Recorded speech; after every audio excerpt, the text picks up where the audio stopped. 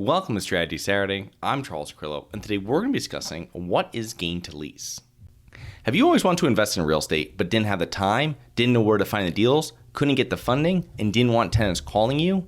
Since 2006, I've been buying income-producing properties in great locations that provide us with consistent passive income while we wait for appreciation in the future and take advantage of tax laws while we're waiting.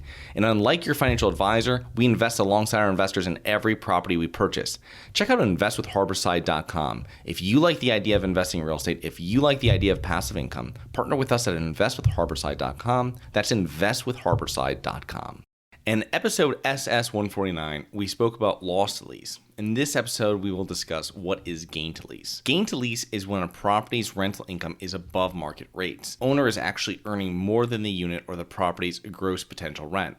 Of course, this is a great situation, but it's important to verify if your estimate of market rents is accurate. It is typical for most properties to have a loss to lease at some level. Usually, the longer an owner has owned a property, the larger the loss to lease is. This is especially true with mom and pop landlords who might have purchased their property 10 plus years ago and their debt service is low, and these owners would rather have fewer hassles than get every dollar out of their property. Now, if you're selling a property with an actual gain to lease, a savvy investor might spot this and it might decrease their interest. However, with inflation and the rising costs and expenses of properties today, the gain to lease might not be a factor for very long. Sometimes you will see multifamily properties for sale where the owner has dramatically increased their rents on a small portion of units in order to show a buyer the property's potential. Now, I saw this before with a 60 unit property with no recent renovations that had 4 units that had been rented for $1,800 per month, while the rest of the building was rented at about $1,300 to $1,400 per month. And we reviewed it and never put an offer because the owner wanted way too much and they were trying to show that the market rent was not $1,400 but $1,800, where in all actuality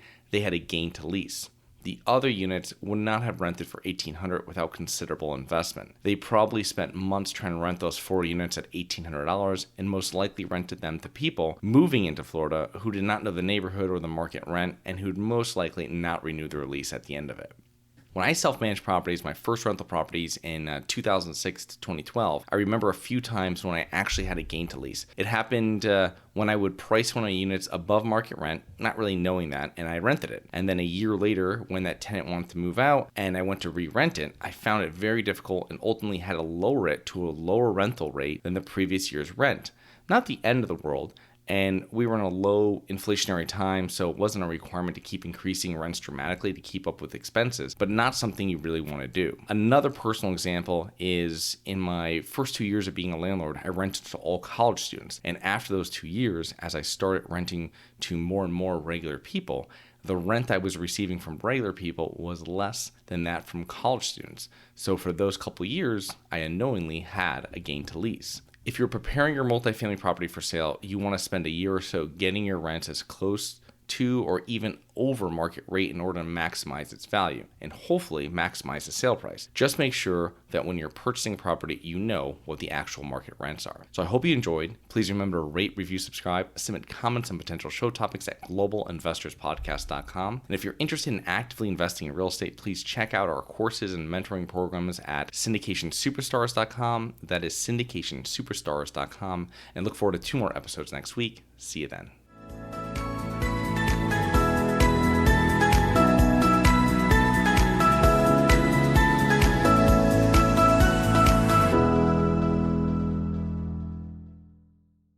Nothing in this episode should be considered specific, personal, or professional advice. Any investment opportunities mentioned on this podcast are limited to accredited investors. Any investments will only be made with proper disclosure, subscription documentation, and are subject to all applicable laws. Please consult an appropriate tax, legal, real estate, financial, or business professional for individualized advice. Opinions of guests are their own. Information is not guaranteed. All investment strategies have the potential for profit or loss. The host is operating on behalf of Syndication Superstars, LLC exclusively.